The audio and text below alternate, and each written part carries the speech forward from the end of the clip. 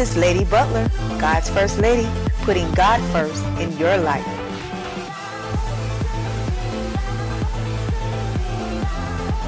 Where it took place then? So all I remember is I started drinking this juice. Okay. And it seemed like the more I drank the juice, I was beginning to get hot. You know, I was dancing. Oh my God, I'm hot. I need some more juice. And then all of a sudden, I'm completely out of it. Okay. I don't, I don't know that I'm not drinking juice. Okay. And so it seemed like the more I drank, again, I was getting hot. And it seemed like I was becoming more thirsty. And so the next thing that I personally remember was waking up on my best friend's porch. And apparently I had called her and told her that I just needed to come to her house. And I believe I took the bus there because I had a bus pass with me. And, you know, she was like, what happened to you? I had no explanation. I did not know what happened to me. But so I went in her house and I laid down. I was in the bed all day. I couldn't eat. I kept vomiting. You know, I felt very nauseous. Head was hurting. And so when I finally did go to the bathroom, I realized that my vaginal area was very sore and swollen. And then I had hickeys all over my body. And I was like, what? So I couldn't understand, why do I have hickeys and why am I swollen down there? And so I'm like, okay, think, T, think. So I'm telling myself, you know, think. What was the last thing you did? Well, and the only thing I can remember was going to the party, drinking. Waking up. And it wasn't until someone stopped you on your job, which was a male who came and approached you like sexually, and you were like, whoa, what's going on? Right. And that's when you was revealed what? Yeah, so that was a Thursday. I remember it being a Bible study night. And then my current pastors at the time, they came, they prayed with me, you know, I went home. And then that Monday when I did go back to work, one of the gentlemen at work approached me inappropriately. Okay. And so I snapped. I was like, excuse you, you don't approach me like that, you know, about my respect. I snapped. Yes. And then he was just like, oh, well, you didn't say that, you know, at whatever party they had. I'm like, hold on, what you mean? What party? And so he was like, I saw the video. But he had an attitude, so he walked away. So I'm like, okay. Video? What do you mean a video? Yeah, I was completely clueless. And so I went back, and then my supervisor was like, are you okay? And she was telling me that I came to work and I was kind of out of it, and she had to send me home because I couldn't, you know, sit up. And that she was like, I did not go to the hospital, whatever the case may be. So I'm like, okay. So now I'm so curious as to what video. And I was like, okay. So then one of my other coworkers, she came up to me and she was like, I feel so bad about what happened to you. And I'm like, well, what happened? Because I don't know. Yes. And so she began to explain to me that she was like, well, you know, they got you drunk. I'm like, how did I get drunk? Because I only had juice. And then that's when she began to explain to me about the different types of liquors that they have out now. And it comes in more than, you know, white or brown. And so I was like, wow. And she said, you know, they took you in the room, and she was like, it was several guys, and they were having, you know, doing different sexual encounters to you. She said, you know, she walked into the room and she said something to them and she started to curse them out. And then her ride said, okay, come on, let's go. So she had to leave. And she was like, you know, she attempted to call the cops, but she didn't have an address. She didn't really know the area. And so she's like, you know, but I felt so bad. I didn't want to leave you there. And I was like, wow. And so after that, I just started to ask. Different people were coming to me mentioning it. So when they found out that I was actually completely clueless about it, they were just like, that's when they realized it was rape. Yes. Okay. And then, so now everyone wants to be quiet. No one wants to reveal it. And, you know, I'm young. I'm 18. I really don't know what to do. That was in my rebellion stage. So I wasn't living in the house with neither of my parents. And so I was just like, okay, whatever. And I kind of just dusted under the rug. Still with the pain and hurt from it, because I felt really betrayed. Because even the person that I was with, you wouldn't tell me anything. You know, you pretend like, oh, I wasn't there during that time, but I came with you. Correct. So why would you leave without me? And this was your friend, your homegirl. Yeah. So your homegirl knew that you were being raped and didn't do anything about it. Yes. And now this tape is circulating throughout your job, throughout the city. And I'm quite sure there was an embarrassment that came along with it. Oh, definitely. Definitely. Because, I mean, I'm 18 years old, fresh out of high school. I don't want to be looked upon as someone who engage in these type of things and who does this, because no, I don't. I like to have fun. And you still haven't seen the video to this day, right? I've never seen the video for myself. Wow. Never seen the video for myself. Okay. No one would show me. No one would tell me whose phone it was in. Again, and I think that was the most hurtful part, because I work with you people every day. I see you every day, and you're protecting someone that hurt me. Yes. So I just pretty much, I left the job. I quit the job because it was an embarrassment, and I was just very, very hurt by the people that work there who are in my face. Oh, you like me? I'm your girl. You know, I keep it real, but you can't keep it real with me. So that was a big problem for me. So I just ended up just leaving the job. Wow. That's amazing. So at this time, we're going to go ahead to our commercial break, and we're going to now resurface when we come back exactly what happened at the next point in your life, which it all resulted from going to court. You know, for going to court. And we're going to see what happened to our particular guest today after she just went to court one day, and we're going to really see what tragedy took place in her life. So until, our commercial, tune back into Sister Share Your Heart. I'm Anthony Mayo, a lawyer at Traffic Ticket Office. For the past 20 years, our firm has successfully handled over 1 million traffic violations for our clients in Dade, Broward, and Palm Beach County. Our firm handles all non-criminal violations, starting at just $69, and we guarantee no points or your money back. We also handle all types of criminal violations. Our goal is to get your case dismissed. Call us today at 305-751-6881 or visit us on the web at trafficticketoffice.com. Come to the Traffic Ticket Office. And we're back with Sister Share Your Heart. I am here with my guest and the star for today, Tariba Hager. Hargret. I'm so sorry. I'm bad with names, so forgive me, you guys.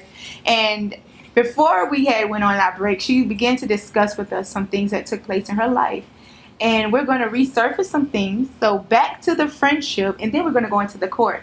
So you had an experience with a friend. Can you tell us a little bit about that friend and the mistrust that went on? Okay. Yes, well, as I shared previously before the break, I shared about me being gang raped on my 18th birthday and being left there with the friend that I went with. This was supposed to be my ride and die, my buddy, my homegirl. We hung together. We were together all the time. Yo, Betsy. We worked together. That's my best friend, go best friend, that whole type of scenario. And for her to take me to this place where I would be gang raped, and for her to leave me and then protect the people who hurt me, it said a lot to me about our friendship. So, of course, that friendship did not go any further than that, because I truly believe that what I put out into a friendship, I should receive back. So if I'm loyal and I'm faithful to you, because, if the shoe was on the other foot, it wouldn't have even gotten that far, because I would have had some perform some type of intervention. So, I say to you all, be careful who you call your friend, because your friends could be the very ones that set you up. Your friends could be the very ones that leave you in a time of trouble when you need them the most. Did she even give you a phone call afterwards and check up on you?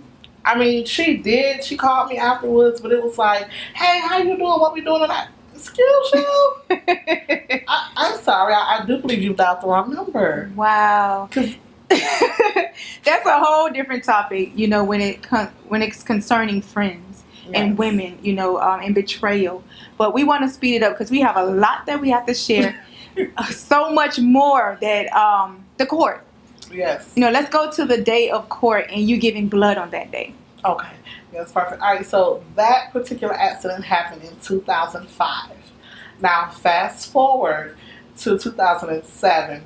I was driving someone's car, and the car was not, it wasn't right. Had no insurance, no registration, the tag was, not registered, and it was expired. All these different things going on with the car. So I got quite a few tickets. So I had been going to court on the tickets, and so finally we closed the case because I had to prove that the vehicle was not mine, etc.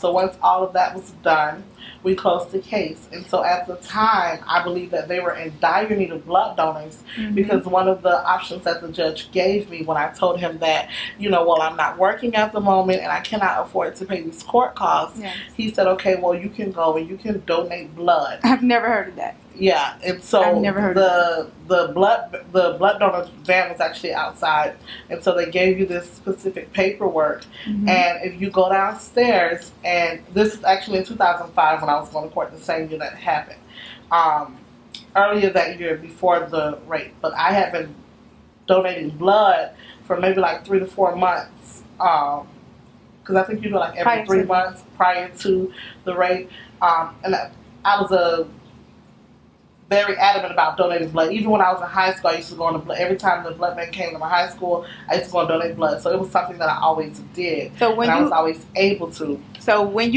we discussed over the phone, you stated that this particular day you went to give blood, but they said no. And to make a long story short, because we have some things more serious we got to cover, they actually told you that you could not, and why? Okay. Yes. So in 2005, my last time donating blood was in August. My birthday is in July. It was the end of August. That was my last time donating blood. And then I went back in 2007, which is when I was told I could not donate blood. And I was like, why? I said, well, maybe it's because I had a cold once and I still have to get the clearance. So she said, well, call and see. So I called the main blood center, and she said, well, you cannot donate blood because we found something in your blood. I said, well, what did you find? And I'm sorry. I'm sorry. I just can picture myself on the phone, and you stated you gave blood for years, and that one day I'm on the phone, hey, I want to give some blood, and you're like, no, you can't give the blood, and you're like, no. It's like, wow. But you say it so cheerfully, like I would have been upset. Honestly, at the time, because I had absolutely no idea why, I was just kind of like, are you serious right now? And so I was like, I need this money. why can't I get blood? And at this time, it wasn't even for money. I just went on my lunch break because I was like, I haven't given blood in a while. Yeah. I truly believe it was ordained by God, though. Okay. So I go down there, and she's like, no. And I was like, why? And she's like, I can't discuss it with you over the phone. So I was like, okay. That's because of the HIPAA law. Yes. Okay. So I was like, okay, it must be something serious. So I pressured her. I was like, I'm in the medical field. I know you're trying to protect me because of HIPAA, but I'll give you whatever information you need to prove that it's me. I have my ID. The woman here can verify that it's me. I'm not going to allow you off this phone without telling me why you cannot. But she did tell you take my blood. A name. What name did she give you? So then she said, well, we found HTLV in your blood, which is human T-cell lymphotrophic virus. And so I had never heard of that before, and I'm in the medical field. So I was like, I'm sorry, what did you say? And then she repeated herself. I said, okay. I said, well, do you have a direct number that I can call you back on? She said, yes. So I took her number, I took her name, all of her information, and I left the blood bank, which was downstairs from my job. I go upstairs and I research it because I'm just that kind of person. You're not just going to give me something without me fully understanding. So I went and I researched it. I found out that there are 4 different types. You have HTLV, HTLV1, HTLV2, and HTLV3. HTLV, HTLV1, and HTLV2, they are all different types of cancers and leukemias. HTLV3 was actually what they used to diagnose HIV before they changed the name to HIV. So I called her back and I said, hey, how are you doing? I said, I just, looked up what you said I had. I said, and there are so many different types of it. I said, do I have just HTLV? She said, no. I said, okay. Do I have HTLV1? She said, no. I said, do I have HTLV2? She said, no. And so then I was like, do I have HTLV3? And she said, I can't discuss that over the phone. I said, you know what? You don't even have to. Because at this point, it's very clear that I have. So tune in next time. Sister Share Your Heart, Eastern Standard Time.